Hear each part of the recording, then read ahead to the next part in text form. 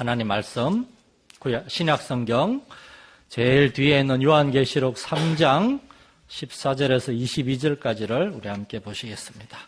요한계시록 3장 14절에서 22절입니다.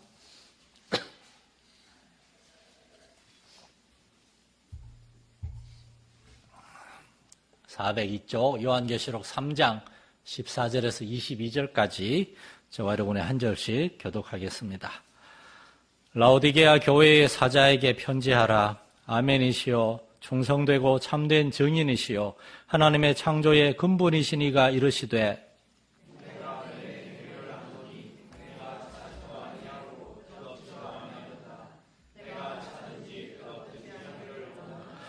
내가 이같이 미지근하여 뜨겁지도 아니하고 차지도 아니하니 내 입에서 너를 토하여 버리리라.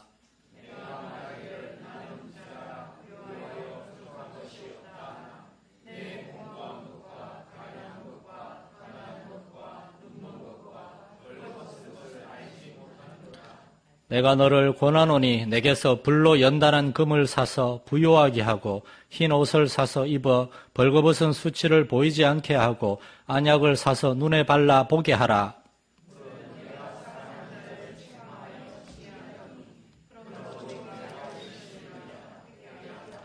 볼지어다 내가 문 밖에 서서 두드리노니 누구든지 내 음성을 듣고 문을 열면 내가 그에게로 들어가 그와 더불어 먹고 그는 나와 더불어 먹으리라.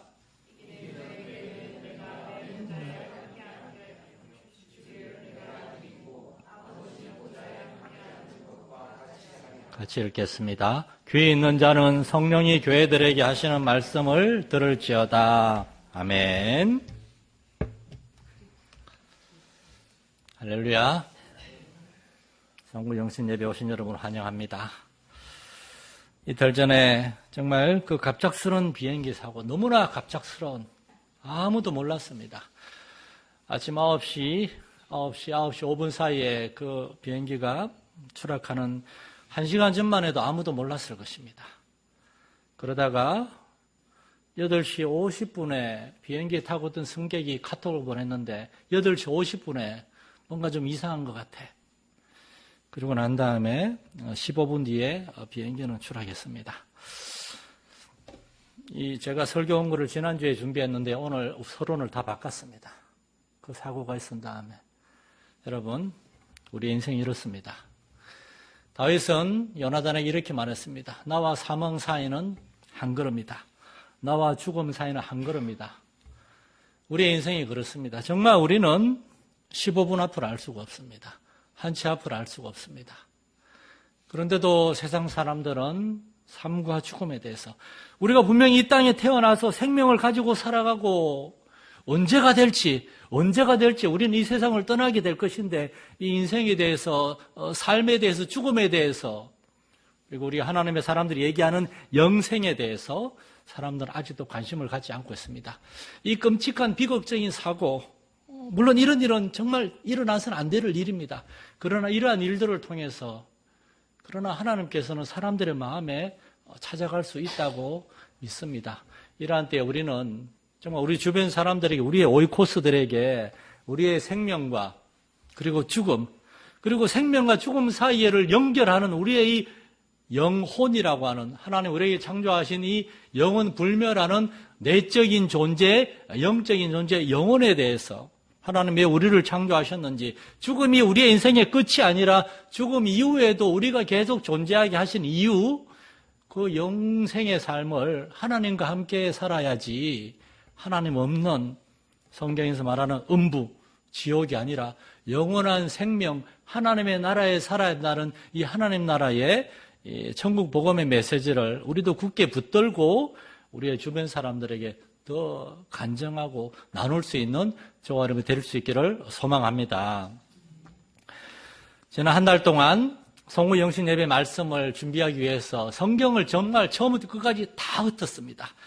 그러다가 요한계시록 말씀을 읽다가 2장 3장에 나오는 소아시아 7교회에 주신 예수님의 말씀을 묵상하다가 특별히 마지막 7번째 교회 라오디게아 교회에 주신 말씀이 제 마음에 확 꽂혔습니다.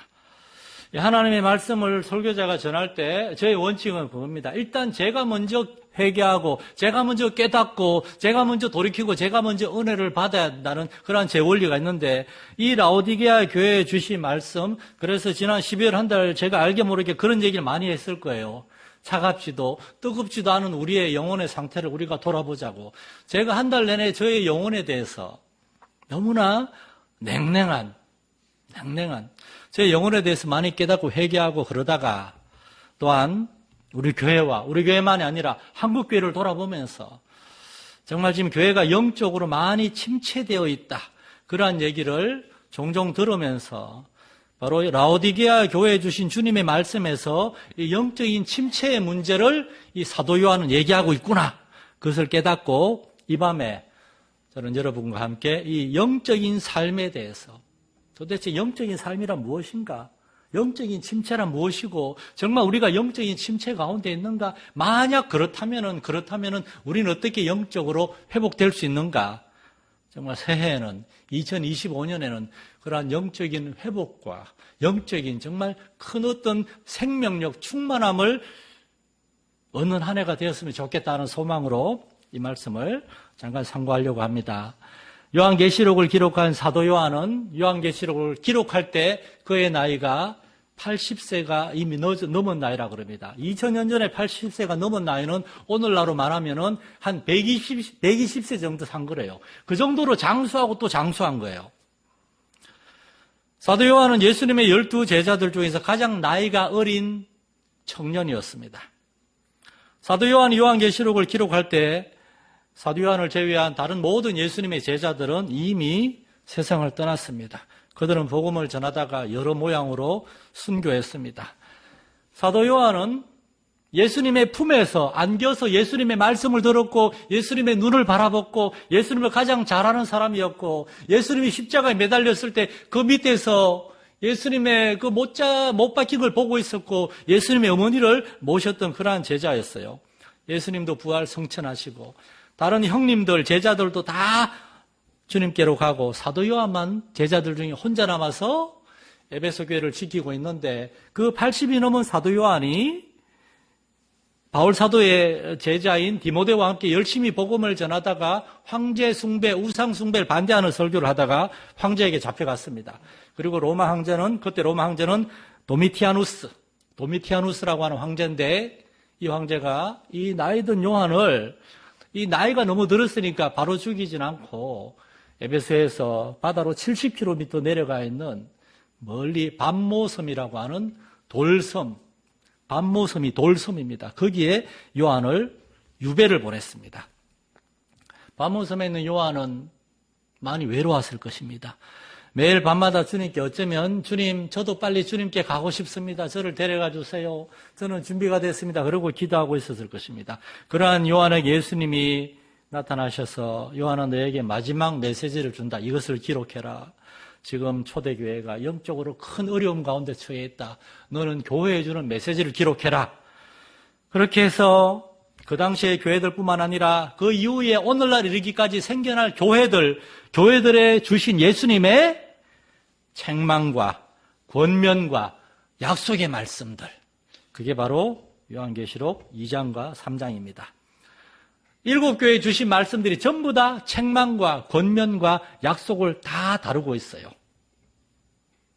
요한 시대의 교회의 상황은 예수님이 부활 성천하시고 약 60여 년이 지나는 동안 정말 사도들과 성도들이 열심히 복음을 전해서 정말 로마 제국 여러 지역에 교회들이 생겨났고 교회가 많이 부흥했으나 교회가 그렇게 외적으로 많이 성장하면서 내적으로 문제들도 막 생겨났어요. 가장 큰 문제는 이단들, 하나님의 말씀에 대한 잘못된 깨달음과 그리고 잘못된 가르침, 하나님의 말씀을 가지고 겸손하게 말씀을 전하고 가르쳐야 되는데 이 하나님의 말씀과 은혜를 많이 체험한 그러한 것들이 오히려 사람들을 자만하게 만들어가지고 교회 지도자들 중에서 내가 설교 잘한다, 내가 말씀 잘한다, 그리고 내가 은사가 많다, 사람들 병 고치고 막 능력을 행한다, 그것이 오히려 이 사람을 교만하게 만들어가지고 하나님의 말씀을 엉터리로 가르치는 그러한 이단들, 그러한 것들이 막 생겨났습니다.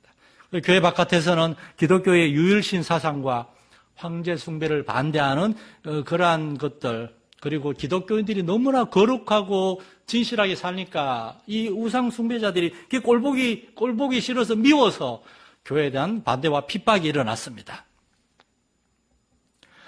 초대교회가 그렇게 열심히 주님을 찾고 주님을 섬기고 복음을 전하는데 그런데도 핍박과 시련이 찾아왔습니다. 여러분 올 한 해 어떠하셨습니까? 하나님의 지혜로운 뜻과 계획 가운데 여러분의 삶에도 어쩌면은 여러분의 마음에도 많은 어려운 일들이 생겨났을 수 있습니다. 중요한 것은 여러분, 왜 나에게 이런 시련이 온 것인가? 이게 중요한 게 아니라 그 시련이 왔을 때 우리가 얼마나 잘 반응하는가 하는 것입니다. 초대교회는 사도 요한과 이런 믿음의 사람들은 교회에 시련이 왔을 때 하나님께 기도하고 말씀을 들었어요. 그러니까 요한계시록과 같은 그런 말씀을 주시는 겁니다. 그러나 그러한 시련과 환난을 만났을 때 우리가 왜 나에게 이해하지 못하고 불평과 원망과 분노와 증오에 사로잡혀서 그 시련과 환난을 하나님의 방법대로 이겨내지 못하고 우리가 실족한다면 우리 자신만이 아니라 우리 주변 사람들까지도 힘들게 하고 이것이 바로 영적인 침체입니다. 사도 요한은 내적으로 외적으로 어려움에 처해 있는 교회들에게 참된 영적 침체는 그게 아니다. 이러한 시련을 우리가 믿음으로 은혜로 잘 감당하지 못하는 그게 영적 침체라고 얘기하는 겁니다. 여러분, 직장 생활에서 어려움을 겪고 질병으로 어려움을 겪고 여러분의 가정에 어려움이 생기고 그렇게 해서 여러분이 영적으로 침체되는 게 절대 아닙니다. 제가 오늘 정돌자 권사님 그리고 제동 집사님과 통할 일이 있어서 말씀을 나누면서 여러분 우리 교회에서 영적으로 제일 지금 막 충만하게 살아있는 분이 그 두 분인 것 같아요.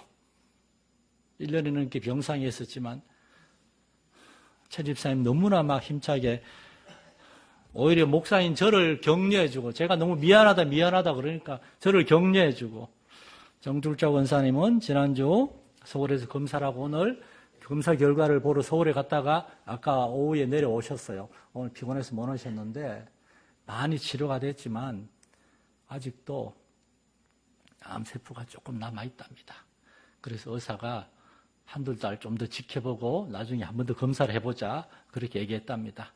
계속해서 그 색전술 그 치료약이 아직 몸 안에서 효과를 발휘하고 있어요. 계속해서 치료가 잘 이루어져서 암세포가 깨끗이 없어지도록 최 집사님 회복을 위해서 여러분 정말 간절한 기도를 부탁을 드리겠습니다. 외적인 시련이 문제가 아니에요. 소아시아 7 교회들은 그러나 밖에서 오는 그러한 문제 때문이 아니라 사실은 자기들 안에서 문제가 생겨난 거예요.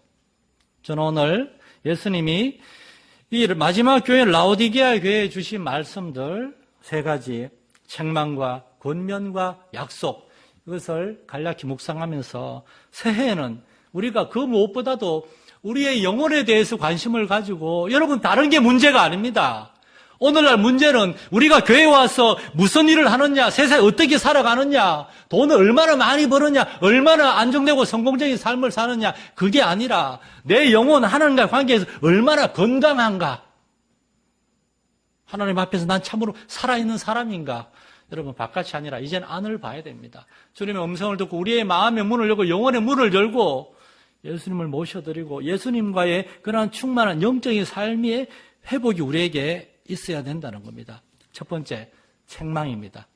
여러분, 책망을 들을 수 있어야 됩니다. 우리는 주님의 책망을 들어야 됩니다. 주님은 우리의 영적인 무관심과 게으름을 그리고 그로 인한 영적인 궁핍함에 대해 책망하십니다. 사람들은 다 책망 듣는 것을 싫어해요. 저도 교만한 사람인지라 사람들에게 책망 듣는 것을 참 나이가 목회자로서 그런 말을 들을 때가 많고 나이가 들고 그래도 좀 익숙해지지가 않아요. 오늘도 참 우리 지방의 문제 때문에 몇몇 분의 전화를 받고 몇 가지 책망과 비난을 들었는데 나이가 들어도 익숙해지지 않아요. 전 최선을 다해서 정말 인내하면서 흔히 하는 말로 점잖게 대응하려고 애를 쓴다고 썼는데 우리는 사람들에게 책망을 들을 때 이것은 하나님이 이 사람을 통해서 나를 책망하시고 깨우쳐 주시는 분인가 보다. 그렇게 생각하고 들을 수 있어야 됩니다. 사람들의 책망도 우리가 들을 수 있어야 할진데 하나님이 우리에게 말씀을 통해서 주시는 책망, 하나님이 주시는 책망 겸손하게 들을 수 있기를 축원합니다. 성경은 듣기 싫은 건 이해가 되는데 성경은 책망의 말씀입니다. 율법은 먼저 우리에게 우리의 죄와 우리의 교만함과 우리의 연약함과 불순종에 대해서 고발하고 지적하고 깨우쳐 주는 겁니다. 15절에서 17절까지 그리고 19절에서 예수님은 여러 가지 말씀하시는데 사실은 한 가지를 말씀하시는 거예요. 너희는 너희의 살아가는 삶과 행동을 보니까 차갑지도 뜨겁지도 않고 미지근하구나. 너희는 영적인 일에 아무런 관심이 없구나. 세상의 부유함과 풍족함에는 관심이 많은데 영적인 부유함에 대해서는 아무런 관심이 없구나. 여러분, 이것이 주님의 책망입니다. 올 한 해 여러분은 여러분의 영혼에 얼마나 관심이 있으셨습니까? 여러분의 영혼은 하나님과의 관계에서 얼마나 열심을 내셨습니까? 먹을 것, 입을 것, 마실 것을 위해서, 세상의 일들을 위해서, 여러분이 원하는 일, 하고 싶은 일을 위해서 여러분은 열심히 살았을 거예요. 그런데 하나님과의 관계에서는 얼마나 우리가 최선을 다했습니까? 요한복음 15장 1절에서 예수님은 나는 참 포도나무요 내 아버지는 농부라. 물론 내게 붙어 있어 열매를 맺지 아니하는 가지는 그것을 제거해 버리시고 열매를 맺는 가지는 더 열매를 맺게 할 것이다. 내 안에 거하라 나도 너희 안에 거하리라. 가지가 포도나무에 붙어 있지 아니하면 열매를 맺을 수 없음 같이 너희도 내 안에 있지 아니하면 그러하리라. 영혼의 건강, 영적인 충만함을 누리기 위해서는 주님 안에 거하고 주님 안에 꼭 붙어 있어야 됩니다. 지난 2024년에 이제 3분 남았습니다. 혹시나 우리가 주님 안에 거하고 주님께 붙어 있기 위해서 우리가 충분히 애쓰지 못했다면은 새로운 한 해, 3분 뒤에 다가올 우리의 인생에 하나님이 허락하시는 새로운 한 해에는 우리의 영혼에 관심을 가지고 영적인 변화와 성장에 관심을 가지고 우리가 더욱더 애쓸 수 있기를 간절히 소망합니다. 우리가 이런 영적인 문제에 관심이 없는 이유는 두 가지예요. 첫째, 우리가 아직 거듭나지 못한 죽어 있는 상태거나 아니면 거듭났으나 잠자고 있는 겁니다. 그래서 성경에서 가장 많은 명령 중에 하나가 깨어 있어라. 깨어 있어라. 너희가 예수를 믿고 예수가 너희 안에 있는가? 그런데도 우리는 잠잘 수 있어요. 그래서 성경은 주의 백성들에게 주님의 교회에 주신 말씀인데 가장 주님이 많이 주신 말씀이 깨어 있어라. 깨어 있어라. 우리 마산열린교회도 깨어 있을 수 있기를 간절히 소망합니다. 새해에는 새벽 기도에도 좀 더 열심을 내주시고 매일은 힘들죠. 매일 힘들어요. 그러나 일주일에 하루나 이틀 정도는 나올 수 있잖아요. 그리고 특별 기도에 이제 다음 주 월요일부터입니다. 새벽에 나오기 힘든 분은 저녁에 교회 와서 기도하셔도 됩니다. 비밀번호 다 아시잖아요. 저한테 전화해서 물어봐도 제가 금방 알려드리고 우리는 또한 여러분의 가정에서도 기도할 시간을 내야 되고 계시록 오늘 14절에서 보십시오. 라오디가 교회 사자에게 편지하라. 아멘이시고 충성되고 참된 정인이시오 하나님의 창조의 근본이신 이가 가라사대 내가 네 행위를 아노니 네가 차지도 아니하고 뜨겁지도 아니하도다. 네가 차든지 뜨겁든지 하기를 원하노라. 네가 이같이 미지근하여 뜨겁지도 아니하고 차지도 아니하니 내 입에서 너를 토하여 버리리라. 내가 말하기를 나는 부자라 부요하여 부족한 것이 없다 하나 내 곤고한 것과 가련한 것과 가난한 것과 눈먼 것과 벌거벗은 것을 알지 못하는도다. 19절 말씀은 무릇 내가 사랑하는 자를 여러분을 사랑하기 때문에 책망하여 징계하노니 그러므로 내가 열심을 내라 회개하라. 주님은 우리가 영적으로 살아있기를 원하시고 영적으로 더욱더 성장하고 자라고 강건케 되기를 원하시고 주님과 더욱더 충만한 교제를 누리기를 원하시고 마치 갓난아기가 이 밤에 저희가 잠든 가운데서 엄마 아빠하고 왔어요. 아직 1살도 안 된 애가 아기가 엄마 아빠하고 그런 충만한 교제에서 깔깔 웃으면서 엄마 아빠하고 안고 엄마 아빠의 스킨십 엄마 아빠의 그런 사랑 안에서 그런 사람들의 사랑 안에서 아기가 건강한 정산에 살아나는 거지. 세상에 그렇지 못한 아이도 많습니다. 성숙하지 못한, 준비되지 못한 엄마 아빠에서 태어난 아이는 엄마 아빠가 오락한다고, 게임한다고, 아기는 이렇게 막 그냥 방치해놓고, 그러다가 목숨을 잃는 아기도 있다 그러고, 충분한 사랑을 받지 못한 아기는 정서적으로 마음에 큰 구멍이 있어서 제대로 자라지 못한다 그럽니다. 여러분, 우리가 하나님을 믿는다면은 하나님과의 충만한 교제 안에서 정말 예수님을 닮은 사람, 예수님을 사랑하고 예수님을 점점 더 따라가는 그런 사람으로 살아가야 하지 않겠습니까?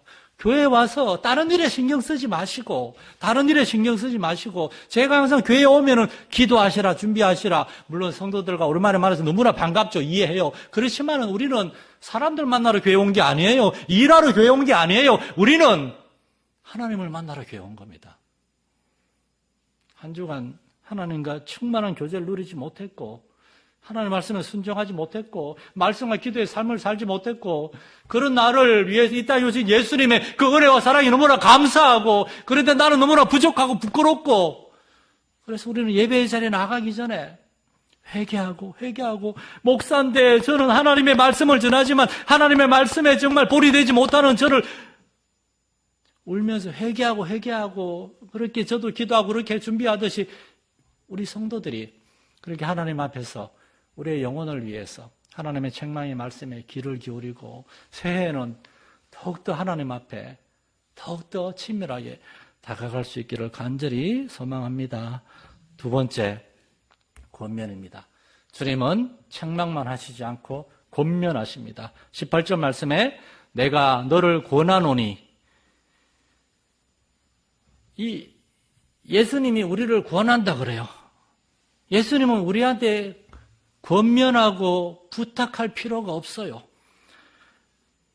아멘이시고 충성되고 참된 정인이시고 하나님 창조의 근본이시고 우리의 구주가 되시며 만물의 창조주요 왕이 되시는 예수님은 우리에게 명령하시면 돼요. 우리가 그 명령에 순종하지 않으면 우리는 벌을 받고 저주를 받고 지옥에 가고 그러면 돼요. 그렇게 단순하게. 그런데 하나님은 그걸로 만족하지 않았어요. 하나님 우리를 사랑하시기 때문에 하나님은 가장 낮고 열악하고 미천하고 보잘것없는 우리에게 찾아오셔서 우리가 충분히 듣고 이해할 수 있는 음성으로 우리에게 권면하십니다. 주 예수님은 권면하십니다. 이 권하노니, 이 말은 영어 성경과 헬라어 성경에 보면 내가 너를 도와줄 것이니, 내가 너를 이끌어 줄 것이니, 주님은 책망만 하는 것이 아니라 이제 네가 알아서 이렇게 저렇게 해라, 안 하면 내가 혼내겠다, 벌하겠다, 그런 하나님이 아니라 우리에게 성령님을 보내줘가지고 우리를 도와주고 우리를 이끌어 주시고, 그리고 18절 말씀에서 예수님은 우리가 잘 아는 그 볼지어다 그 말씀에서 세 가지 방법으로 주님이 우리를 도우시고 우리를 이끌어 주시는 방법을 얘기합니다. 첫째, 18절 말씀은 내가 너를 권하노니 내게서 불로 연단한 금을 사서 부요하게 하고 흰 옷을 사서 입어 벌거벗은 수치를 보이지 않게 하고 안약을 사서 눈에 발라 보게 하라. 첫째, 불로 연단한 금을 사서 부요하게 하라. 세상의 금은 보화가 아니라 불로 연단한 금. 성경에서 말하는 불로 연단한 금은 믿음입니다. 믿음. 이 믿음은 우리에게서 나오는 것이 아니라 예수님에게서 오는 겁니다. 그래서 예수님에게 와서 금을 사라 그래요. 예수님한테 금을 사라 그러는데 우리가 예수님한테 줘야 될 가치, 돈이 뭔지 아십니까? 주님을 사랑하고 주님을 붙들고 의지하고 주님을 강청하고 주님께 나아가는 겁니다. 믿음을 달라고, 세상의 금이 아니라 이 금보다 더 귀한 믿음을 달라고 주님께 나와서 주님께 매달리고, 물론 있는 자는 받아서 더 넉넉하게 되고 없는 자는 있는 것도 빼앗기리라. 2달란트, 5달란트 받은 사람은 주님이 주신 그 은혜에 감사 열심히 일하고 순종했어요. 그러니까 주님이 더 많이 주셨어요. 이러한 믿음은 저절로 생기는 것이 아니라 주님이 우리에게 허락하신 연단, 시련과 연단, 어려움들, 그걸 잘 통과할 때 생겨나는 겁니다. 어려운 일을 만났을 때 실망하고 낙심하고 포기하고 화내고 분노하지 말고 바로 그 시간에 주님을 찾고 주님께 부르짖는 겁니다. 아무런 변화도 가져올 수 없는 연약한 사람을 의지하지 말고 오직 변화시키시는 유일한 분이신 주님께 부르짖고 기도하는 겁니다. 여러분이 정말 힘들고 속상할 바로 그때에 여러분은 만사 제쳐놓고 주님께 나아가서 매달려야 됩니다. 그게 사는 겁니다. 그렇게 여러분이 기도할 때 하나님은 응답하십니다. 하나님은 일하십니다. 그리고 여러분은 그러한 하나님 일하심을 경험할 때 그러한 경험을 통해서 여러분의 믿음이 점점 자라나는 거예요. 시련과 환난 가운데서 낙심하고 낭망하고 저주하고 있는 것이 아니라 우리끼리 싸우고 있는 것이 아니라 바로 그때 예수님께 나아가서 믿음을 달라고 기도하고 부르짖고 순종할 때 우리는 하나님의 도우심을 경험하고 그때 우리는 하나님 정말 살아계시구나. 하나님 정말 내 기도를 들어주시는구나. 그때 우리는 머리가 아니라 지식이 아니라 체험으로 이 놀라운 믿음을 갖게 된다는 말입니다. 두 번째 방법은 흰옷을 사라는 겁니다. 흰옷, 거룩함과 순결함, 순전함을 추구하라는 겁니다. 예수 믿는 사람들은 거룩함을 추구해야 돼요. 여러분의 마음의 생각과 여러분의 말과 여러분의 행동에서 거룩함을 추구해야 돼요. 유대인들은 거룩한 척, 경건한 척 하는 사람들이었습니다. 그러나 그러한 척척하는 모습은 어려움을 만났을 때 금세 다 드러나게 되어 있습니다. 사람들이 보든 안 보든 우리는 하나님 앞에서 언제나 하나님 우리와 함께하고 있다는 그러한 사실을 기억하고 우리의 마음에서 순전한 진실한 동기를 가지고 결코 홀이라도 우리 자신을 높이고 우리 자신을 드러내고 우리 자신이 칭찬받으려고 하는 그러한 목적이 아니라 하나님만을 높이기 위한 그러한 순전한 동기로 주의를 하고 다른 사람을 도와주고 섬기고 그러할 때 교회 안에서만이 아니라 세상에서도 세상 사람들은 예수 믿는 사람들을 보면서 도대체 이 사람들은 어떠한 사람들인가 우리하고는 정말 다른 사람들이다 알게 되는 겁니다. 오늘날 왜 복음이 잘 전해지지 않는 겁니까? 왜 사람들이 교회에 안 오는 겁니까? 교회 다니는 사람들이 저 사람들 보기에 당신들이 도대체 우리하고 뭐가 다릅니까? Mind on your own business. 너나 잘하세요. 이렇게 되는 겁니다. 예수 믿는 사람들은 세상 사람들하고 달라야 됩니다. 교회 안에서만이 아니라 교회 바깥에서 여러분의 가정의 직장에서 예수 믿는 사람들은 달라야 돼요.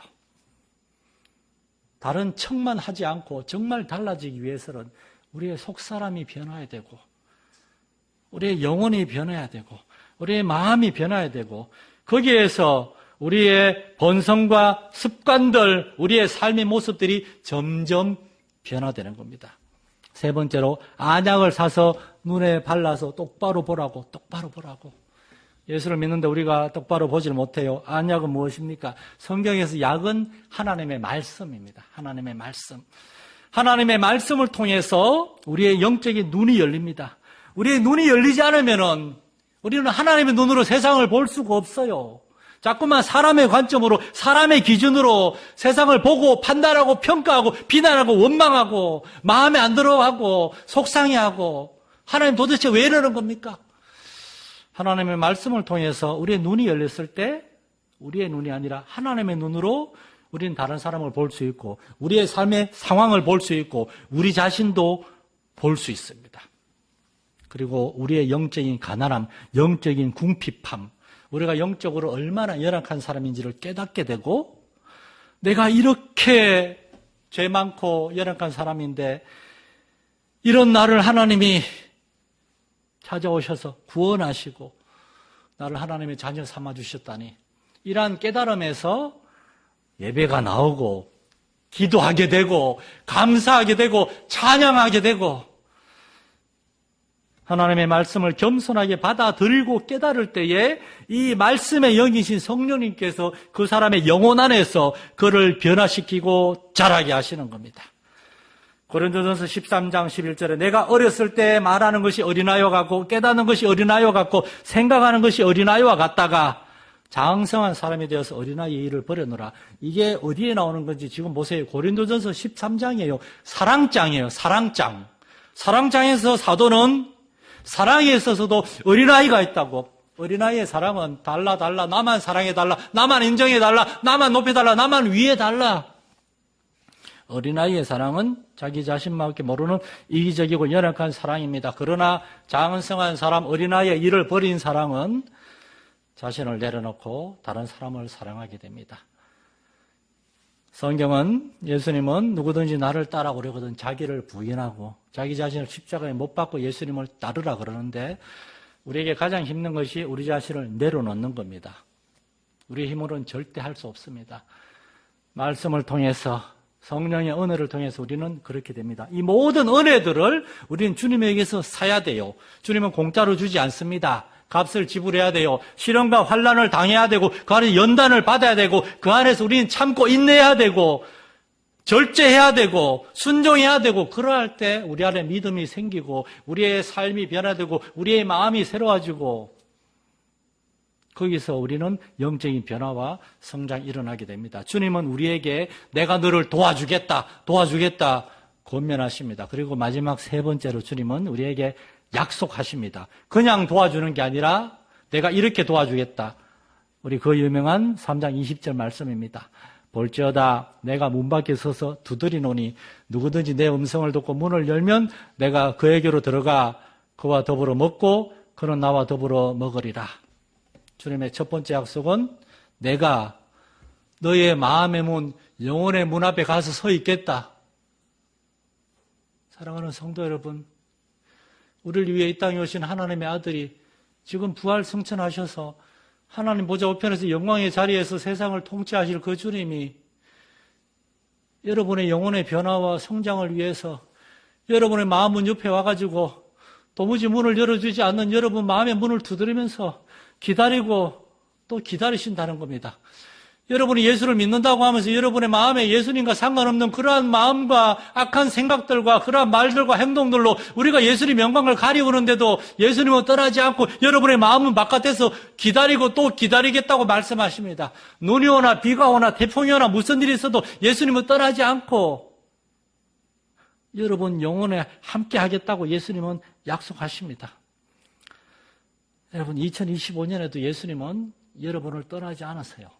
여러분이 예수님을 잊어버리고 있을 뿐입니다. 또한 예수님의 두 번째 말씀은 그냥 서 있는 것이 아니라 우리의 마음의 문을 계속해서 두드리겠다. 내가 문 밖에 서서 두드리겠다. 내 아들아, 내 딸아, 문을 좀 열어라. 내가 들어갈 수 있도록 마음의 문을 열어라. 마음의 문을 열어라. 주님, 왜 그 주님의 음성을 여러분은 듣지 못하시는 겁니까? 사람의 이야기에, 여러분의 마음의 이야기에, 여러분의 감정의 소리에, 여러분의 불평, 불만의 소리 때문에 여러분 예수님의 소리를 왜 못 듣는 것입니까? 예수님의 세 번째 약속은 여러분이 조금이라도 마음의 문을 열기만 하면 주님은 얼른 들어오셔서 여러분과 함께 거하고 여러분과 함께 먹으면서 살겠다는 것입니다. 하나님의 자녀요, 백성된 성도 여러분, 이 세상에서 우리가 하나님께 택함을 받고 구원을 받고 하나님의 자녀가 되었다는 이 사실은 가장 놀랍고 영광스러운 복음입니다. 축복입니다.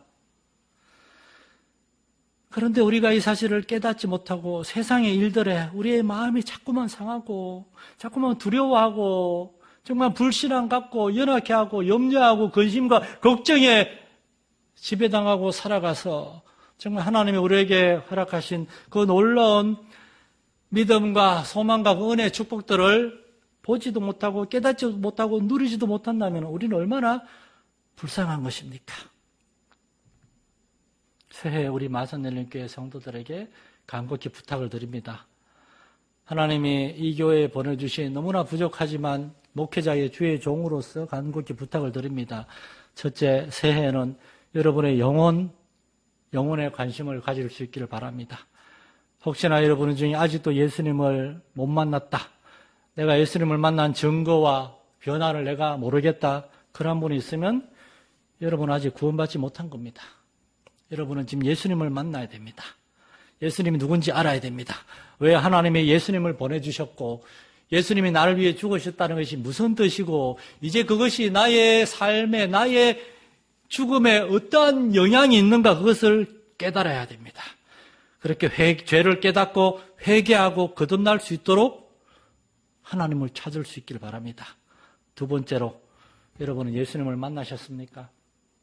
여러분 거듭나서 예수님 여러분 안에 계십니까? 오늘 밤에 하나님 우리를 부르셔도 천국에 갈 그러한 믿음이 있습니까? 그렇다면은 하나님 왜 나를 당장에 데려가지 않으시고 이 눈물과 슬픔과 걱정과 정말 고통이 많은 이 세상에 계속 그냥 두셨는가? 그 이유는 하나님이 우리에게 사명을 맡기셨기 때문입니다. 하나님이 나를 이 죄악된 세상에 살게 하시면서 나를 통하여 영광을 받으시고 이 세상에 한 영혼이라도 하나님이 구원하시기 위해서 나와 함께 하시고 나를 통해 일하시기를 원하는구나. 교회는 놀러 오는 데가 아닙니다. 잠깐 쉬었다 가는 데도 아닙니다. 인정받으려고 오는 데도 아닙니다. 내가 하고 싶은 일을 하기 위해서 오는 데도 아닙니다. 교회는 살기 위해서 오는 데입니다. 세상의 죄악의 광풍과 물결에서 구원받고 건진받기 위해서 오는 데입니다. 그리고 이제 구원을 얻은 우리는 예수 그리스도의 선원이 되어서 선장 되신 예수님이 이끌고 가시는 이 배에서 우리는 주님을 위해 주님과 함께 주님을 힘입어서 일해야 되겠습니다. 영혼을 섬겨야 되겠습니다. 그러기 위해서 우리는 주님의 음성을 듣고 마음의 문을 열고 예수님을 모셔드리고 잠에서 깨어나서 예수님과 동행할 수 있는 저와 여러분이 될 수 있기를 간절히 소망합니다.